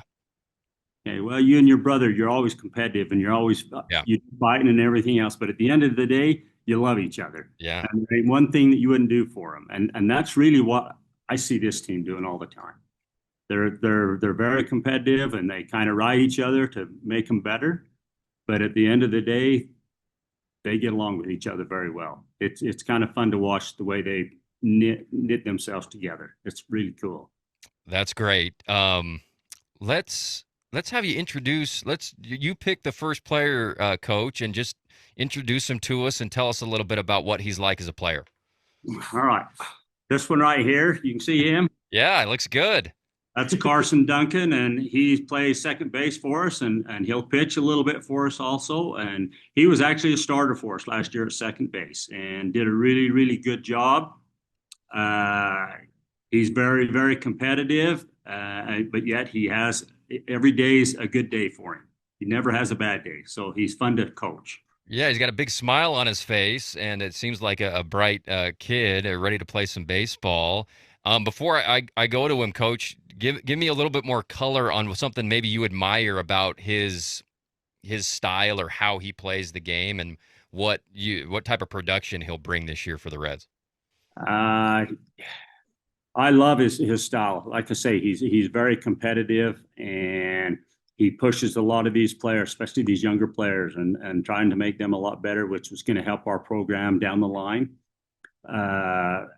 Production wise, he'll probably be 2-3 batters, somewhere right around there, and I expect great things out of him. He like I say, he's been working hard for the last 9 months since baseball's got over with. I mean, and he's played a lot of baseball since then, so we're looking forward to it. All right, excellent. Now I'll ask him a question. What I guess, when the baseball season goes by in a blink for somebody like me who's just watching it, but for you guys, it goes basically year round, right? So take me through the process of the off season for you, what you focused on, and how you maintain the kind of stamina and mental capacity to show up every day ready to work and get better. I think one of the biggest things is like working fundamentally. Yeah. Like everyone can show up and just hit, but I feel like the kids that are really getting better are the ones that are critiquing their fundamentals and like doing little things to improve their big game. And I think that's what a lot of us kids this offseason have done, is gone to various hitting coaches, pitching coaches, fielding coaches, and putting a lot of time just outside of like on the field too, but off the field too. Yeah. And I think that's what will make the biggest change during the seasons. And take us into what your approach is like as a hitter. There's a variety of different hitting types and approaches at the plate. Do you like to go aggressive early? How do you do with 2 strikes on you, 2-strike approach? Just give us some description of that. Yeah, I'm really big on attacking first pitch if it's there. I've always been really aggressive, really eager to get a hit right as I get into the box. So I feel like that's been my biggest thing. But okay, excellent. Well, good luck this year, and the season's right around the corner. Is it Thursday you guys got Maple Mountain? Friday. All right, so first game Friday against Maple Mountain, which we're looking forward to here. All right, let's go back to Coach. And Coach, tell us about the next ball player you got with you there. Okay, this one right here is Brent Martin, and he's been a starting pitcher for our team for this will be his senior year. So for 4 years, because even as a freshman, he started some varsity games, and he's looking forward to it. He's very competitive. Sometimes he gets a little bit too serious, and we have to get after him once in a while. We want him to relax and enjoy the game, because I tell him this is his last year, and you've worked your whole life to get to this point, so you need to enjoy it. So, yeah, I love him, though. He's a great guy, good guy. Very good. All right, Brent, tell us about that mentality that you have, and you need to be competitive as a baseball player, right? But it is a mental game. Tell us about how you traverse the mental part of baseball. Honestly, I just try to get up on the mound and make sure I got everything, that I'm better than every single person out there, and I'm going to beat him to the ground. And after that, whatever happens inside the lines, we're friends after the fact. What is your pitching repertoire like? What are some of your best pitches? Definitely fastball is probably my best pitch, but curveball, slider off of that are definitely close second. How has pitching training and technology or whatever evolved over even your time as a player, Brent? Just trying to improve your game as a pitcher in the off season. What are some of the techniques and stuff that are kind of the new thing that everybody's doing? Definitely for me is just staying back in my delivery more, so that I being slow and composed and then firing at the end. So just making sure legs drop and arm goes all at the same time, and then leg strike, your arm's coming through. So. And what do you think about Region 9 this year, as far as every year it's the best region in the state as far as baseball is concerned? Tell me about how fun it is to play in this kind of intense, every game is just a battle type of region. It's definitely a good time to go. You're always playing good competition. Everybody hits the ball. So it's always good when you can get a strikeout against the top players on those other teams. So. And then it seems like it's been a better winter this year, right? As far as getting out and actually getting to play outside for a while. It's warmer. Is that what been the case up in Iron County? Yeah, for sure. I think we've only had gun snow 4 or 5 times down in Cedar. So we've been outside a lot more. Okay. Excellent. Well, good luck this year, man. Thanks for joining us on Media Day here. Thank you. All right, Coach, do we have another player with you? Got one more. It's Gavin Macker. Oh, boy. Here we go, Gavin. Hello. Coach, tell us a little bit about Gavin. This is a big contributor who's back for you guys. Yep. Gavin is one of them kids that he's played on the varsity for pretty much 4 years also. As a freshman, we brought him up from the freshman game and from the freshman team, and he started producing right off the bat for us. And he's been a DH for us for 2 years, and then last year he did a lot of playing and also DHing last year. This year he'll be at first base. He'll be a pitcher for us. He's did really well. Last year he hurt his arm, and so he didn't get to pitch very much, but we're expecting a lot out of him this year. So Gavin, as a ninth grade, I was still playing coach pitch in the ninth grade. You were playing varsity baseball. Who taught you how to hit? I've had the same hitting coach since I was 8. His name's Adam Wilcox, but I don't know. Well, I don't know what he does, but he knows me. He knows my swing, and it works. So we stick with him. Tell us about that journey as a ninth grader to the sophomore up through kind of your path playing varsity baseball for Cedar and your success at the plate. Yeah, I don't know. I had an older brother who was a senior when I was a freshman, and I kind of made it the goal when I first started playing that. I was like, I'm going to play JV varsity this year. I don't want my parents to travel too much, and I want to play with my older brother and get that chance to. And I worked my butt off my freshman year and got the chance to, and they eventually pulled me up to JV, and then I got the chance to play in the playoffs against Desert Hills my freshman year, which was pretty cool playing with my older brother. And then my sophomore year, I was dealing with some knee injuries and other things like that, so it wasn't as good, but spent a lot of time DHing. And then this last year, I spent a lot of time DHing too. And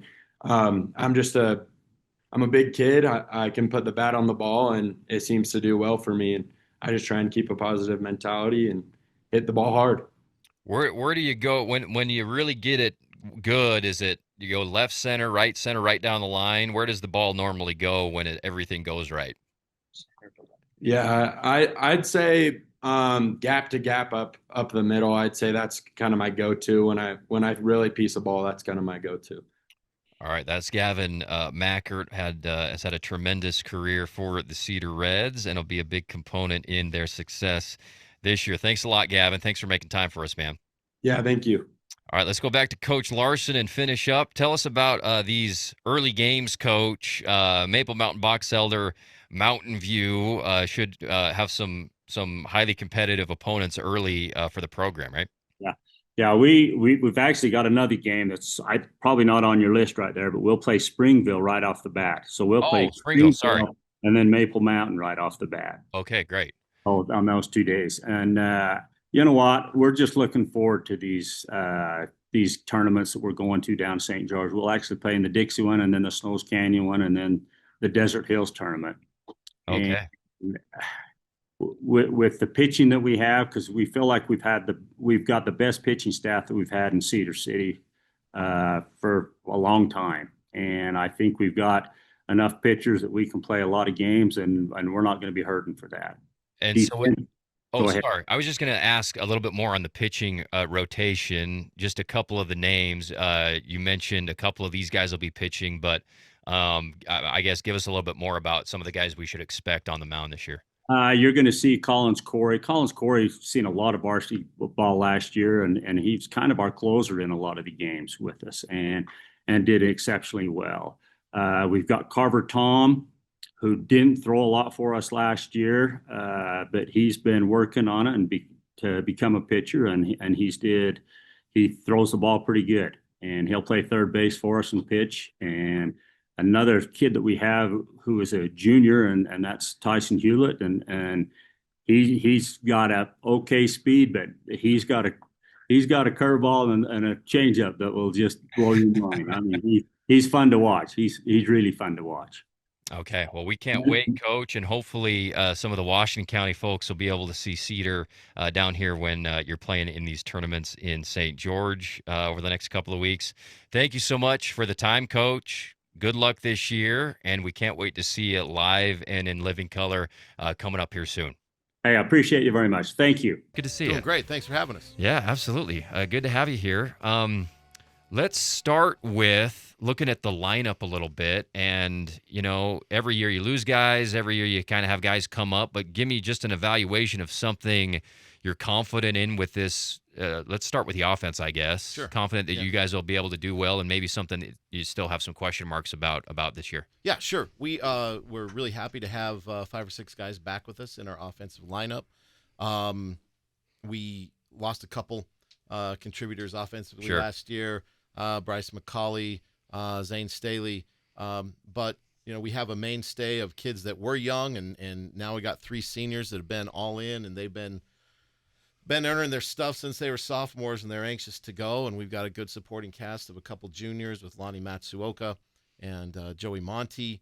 And, you know, every once in a while we have the surprise cameo appearance of somebody from the younger classes to help us out offensively. So, you know, we're deep. Well, we're not. We're out of the gates in our season. We played 2 so far. Yeah. Our lineups have been a little different from each game, and guys have come through and been really happy with their performance so far. Okay, excellent. And then how about the pitching rotation? How's that looking going into this year? So good. John Raditz, who's with us, he's our number 1 starter.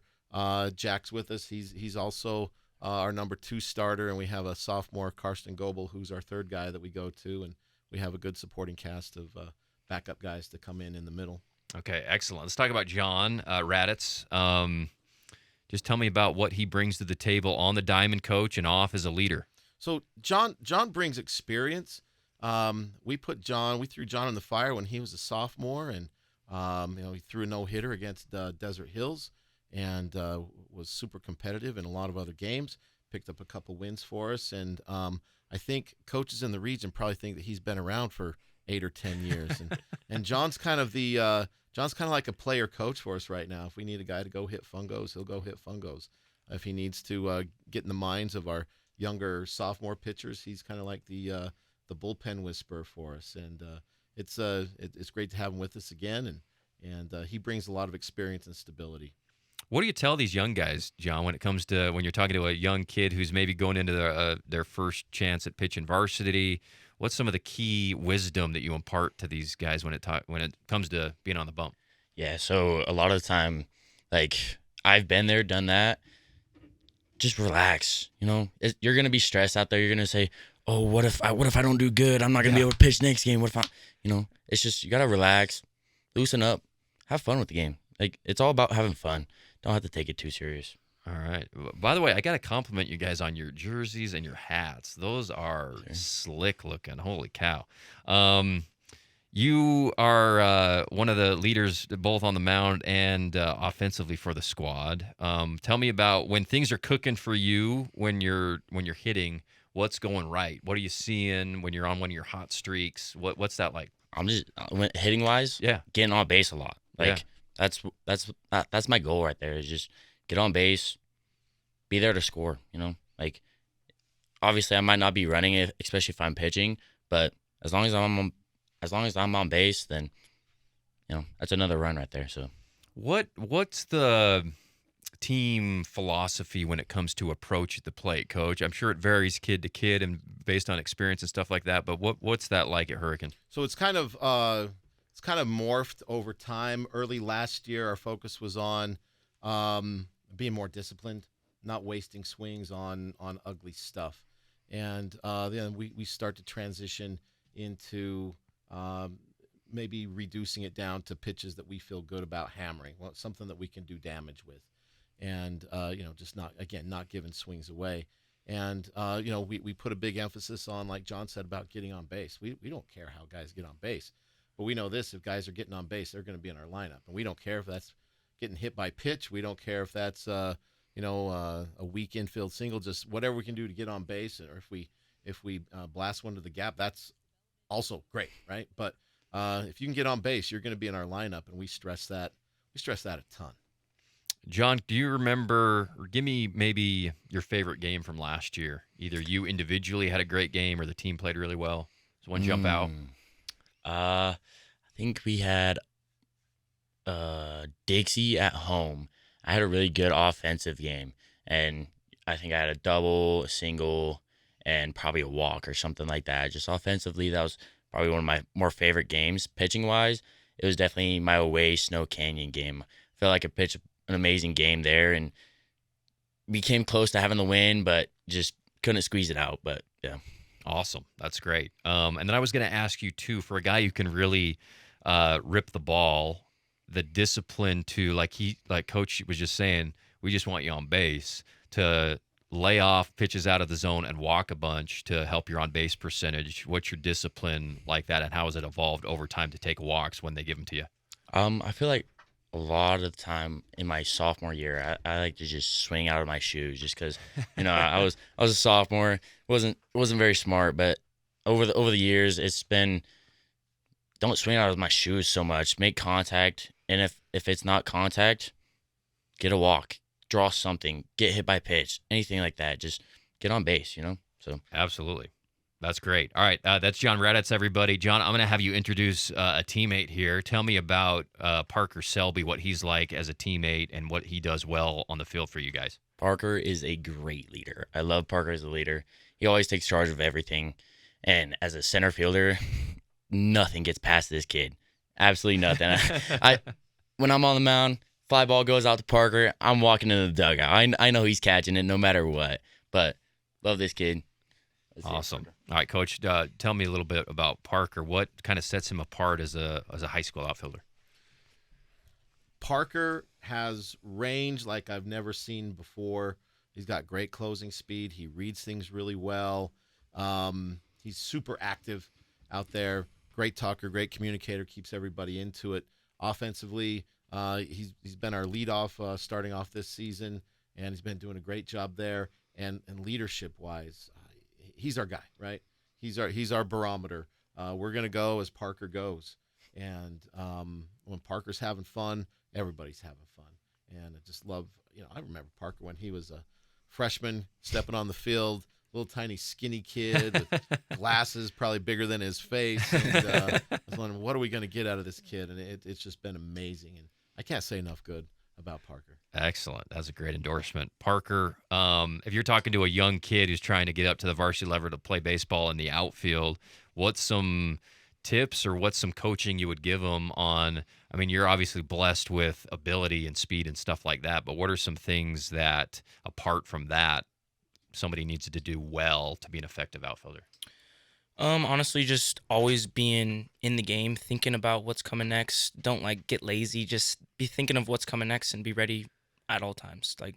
Don't be getting lazy, picking little flowers in the grass like a little kid, but just paying attention to the game. Because that can be a challenge sometimes. There's a for sure. pitching change. Baseball can be a 4-hour game, but you're playing varsity ball. You've got to be locked in every pitch, and it sounds like you kind of excel at that. Same question I asked John. Give me a highlight play you made last year that you can describe for us, one of your best plays or your favorite game from last season. I think it was maybe the third game of the season. I can't remember who we were playing, but I had not like a bloop hit, but it was like a lazy line drive, and I stretched it to a double and swam around the tag. And Nice. That was pretty nice. Oh, excellent. Love those when you're getting the extra base. And what type of team is this as far as, and this will be Parker, you got the green light probably a lot, and some other guys not as much, but what's the philosophy about stealing bases, Coach?